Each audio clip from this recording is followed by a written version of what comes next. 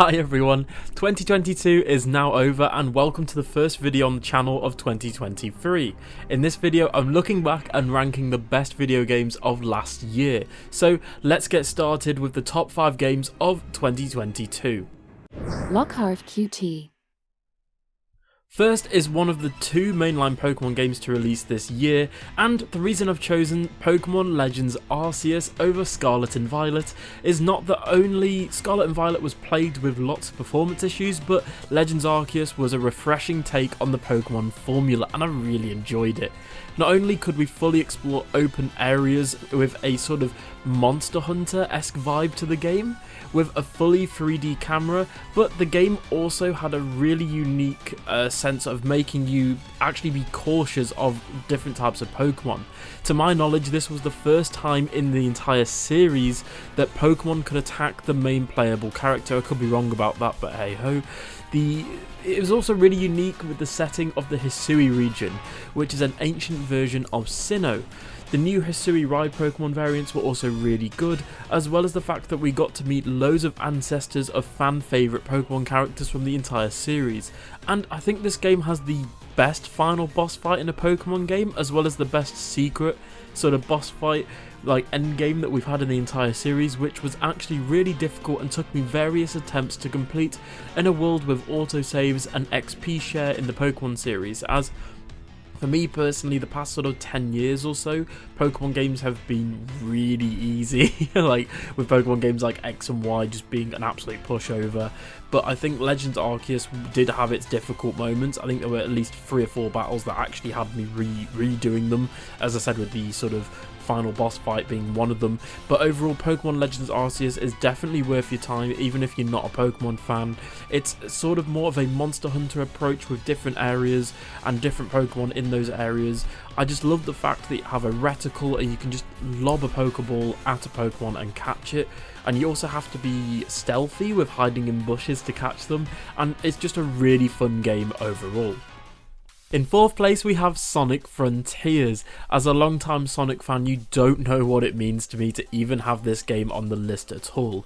In a time where Sonic games was so bad that they were shutting down entire studios, Sonic boom, it's so nice to have a really good Sonic game for a change. This game for me is the perfect blend of 3D modern Sonic, 2D platforming, and also bringing elements from Sonic Lost World and the Adventure series. The music has always been so good for the Sonic series, and Sonic Frontiers absolutely slaps with this soundtrack, with the boss fights in particular being a highlight for me personally. The cyberspace levels as well as the open world are great, and this is obviously the first time ever that Sonic has had a fully open world, and although I wish that there could have been more stuff to do in it, I still think it was a really good attempt at an open world. And for the first time since probably Sonic Unleashed, we actually have a good Sonic story campaign that focuses on the relationship between Sonic, Eggman, Amy, Knuckles and Tails, with new characters and new threats, and also expands on the lore of the Sonic series, which is something that hasn't been done probably since, I don't know, generations, whilst actually referencing past events and locations from the entire series, whether it be a game like Team Sonic Racing. It even references Sonic Boom, which is wild to me, but also this game has the best Supersonic boss fight in the entire series, like straight up. That first boss fight is one of the best boss fights I've ever done in a video game. It was just the music, the setting, the actual gameplay was just so good. I loved every second of it. Please play Sonic Frontiers, it's so good, and I really hope we get an actual sequel to like a Sonic Frontiers 2 within the next 5 years or so. I think that would be great. I wish Sega would take their time and with the polish that they actually put into this game, as the game's not buggy, the game runs fantastic, it looks fantastic and sounds fantastic, and overall it's just fantastic. In 3rd place we have Horizon Forbidden West, which is the sequel to Horizon Zero Dawn on the PS4. This game is a graphical showcase and in my opinion is one of the greatest looking games currently out on the market.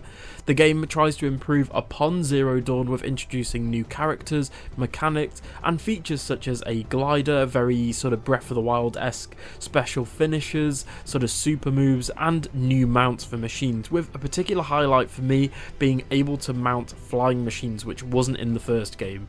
And this brings easier traversal, and it's just spectacular to look at, like when you're flying over the open world. I have the luxury of playing it on PS5 in 4K on a big sort of PC monitor, and the game looks gorgeous. Like, I don't know how else to word it, to be honest. It looks great. The combat and stealth remain very similar to the first game with slight tweaks here and there, but at the end of the day, in my opinion, you shouldn't fix what wasn't broken in the first game. And the main mechanics of Horizon were already well designed in Zero Dawn, and one other highlight for me is that every, and I mean every, main mission, level, conversation and side quest, no matter how big or how small, is actually fully voiced and animated, and NPCs with even like the tiniest of side quests are given full dialogue and lip movement, which I think is a first. To be honest, I can't think of another game that's done this to this extent. Probably God of War Ragnarok maybe, but in the first game you had a few NPCs that were sort of just stand there really lifeless and awkward and just talk to you, whereas in Forbidden West they look realistic, and it adds to that immersion that you have with this open world. And again, although in my opinion I think I had a sort of better experience going in blind with Zero Dawn, I still loved Forbidden West, and if you're a fan of Horizon or even open world games in general, I really recommend Horizon Forbidden West for you. Next up, just narrowly, and I mean narrowly, missing out on first place game of the year is God of War Ragnarok in second place. Again, like Horizon Forbidden West, this is one of the most well designed and beautiful games of all time. I'm genuinely, whilst writing this script, struggling to find things that I do not like about the game. Like, I genuinely can't think of anything. I think the game is perfect in terms of graphics, design and difficulty. I think it's perfect, hence why it's so high up on the list. The only reason why for me personally it's not first is because I haven't 100%ed it yet, but it's just nice to have a semi reboot of a series that still remembers its origins whilst including weapons. For example, in God of War Ragnarok you actually get to use the Blades of Chaos from the original games. You could use them in the first game, but they were like an unlockable sort of like late game in the story. And also having characters referencing events of all the past God of War games, including the PSP games. There's even a reference to PlayStation All-Stars, which is wild to me, but having the PS2 game story not forgotten and actually referenced, and the fact that it's canon in the lore, they haven't just like rebooted it and shoved Kratos in Norse mythology, I think is amazing. But the combat is amazing, with adding new combos, unique finishes for every single weapon, which wasn't in the 2018 God of War. And Atreus is giving more characterization, because I thought he was a little bit annoying in the first game. Like, he was fine, I guess, but you even get to fully play as Atreus. He has his own full moveset and everything, which you couldn't do in the first game, because Atreus is now sort of a teenager, and it's just great to actually be able to play as him as well as Kratos. Like, Kratos, this is the best he's ever looked and felt to play. Straight up, the Leviathan axe, the Blades of Chaos, the combos, the finishers, everything is perfect. The game looks gorgeous, and the soundtrack suits this epic journey Kratos and Atreus and the rest of the party are all going on, as you have that big sort of orchestral Norse mythology soundtrack, which is just amazing. And it's basically Kratos and Atreus stopping Ragnarok in their in the 9 realms, so it's just an amazing journey they go on. And in God of War Ragnarok you also get to explore all of the 9 realms, as some were not accessible in the first game. But please, if you haven't played God of War Ragnarok, play it, because it's just simply amazing. And my game of the year for 2022 is, drumroll please, Xenoblade Chronicles 3 for the Nintendo Switch. Xenoblade Chronicles 2 that came out in 2017, or was it 2018? I can't remember, but that's one of my favourite games of all time, and Xenoblade Chronicles 3 was a worthy successor and sequel to both the first game and the second game. I loved my time in the world of Ionis, and as of writing this, I still haven't fully 100%ed the game. There's one or two side quests I've got to do, but I genuinely think the main story, as well as all of the little side quests and collectibles, were perfect. I truly think that Xenoblade Chronicles 3 is amazing. The story had me feeling a roller coaster of emotions at times in regard to actually making me tear up at certain scenes. If you've played the game, you know what I'm on about.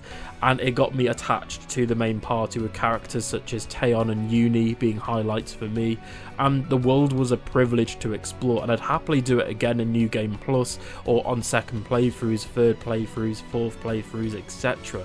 Also, in a world where the Nintendo Switch is extremely outdated in terms of hardware by almost 9 or 8 years, it's a miracle that they got this game to even run on Nintendo Switch, as it's so big, expansive, and filled with stuff to do around every corner. I can't wait to see where the expansion pass goes from here, with future characters, blades, etc. And I can't wait to see what the future of the series has in store. In my review back in September, I gave Xenoblade Chronicles 3 a perfect 10 out of 10 because of its well written story, memorable characters, locations, and an absolute banger of a soundtrack. Like, seriously, like that orchestra they had at the Game Awards when they played, I think it's A Weight of Life, was brilliant with the flute guy. You know what I'm on about. Genuinely, the whole soundtrack from Milik Meadows all the way through to the city, it just sounds incredible. I think that's one thing the entire Xenoblade series has in common, where the soundtrack's just amazing. It goes from like techno tracks to rock tracks to sort of the typical JRPG soundtrack with orchestral themes. It's just amazing. The characters, I will admit, one sort of flaw that I have with 1 and 2 is the voice acting. Some of the voice acting is atrocious, and don't get me wrong, it's not perfect in 3. However, it's very close. Like, they did a very good job for certain characters. They got rid of the sort of overly cringy dialogue and events that were in sort of 2, and added a more sort of realised story that was in 1, while still including characters, themes and events from 2 that I really enjoyed, and systems from that game that I really enjoyed. And overall, Xenoblade Chronicles 3 is genuinely my game of the year. I loved this, and I can't wait to play it again in 2023. So that's it for my top 5 games of 2022, with Xenoblade Chronicles 3 winning my game of the year. Please tell me in the comments, what did you guys think the best game of 2022 was for you personally? I've obviously missed out some amazing games such as Splatoon 3, Kirby and the Forgotten Lands, Elden Ring, Bayonetta 3, just to name a few, but just thank you so much as well. Last year was sort of a rebirth of my channel, and it was sort of my New Year's resolution to get the channel back up and running and get some subscribers under my belt. And although I'm definitely not where I want to be, I just want you to know that the channel is still here and isn't going anywhere. In 2023, I've got big plans with more focused videos on predictions, reactions, theories and news, as those sort of videos did really well last year. This year I'd like to put more of a focus on the Mass Effect 5, Dragon Age, Final Fantasy, as well as obviously the sort of mainline Nintendo suite of games, so your Mario, Zelda, Mario Kart, Pokémon, Splatoon, etc. Like, I'll be covering Splatfests, the Booster Course Pass, etc. And I'm just really excited for next year. So from me to you, I hope you all had a great New Year's and a great 2022 as well as Christmas. And I hope you all have an amazing 2023. Thank you so much for watching, and I'll see you guys this year. Bye.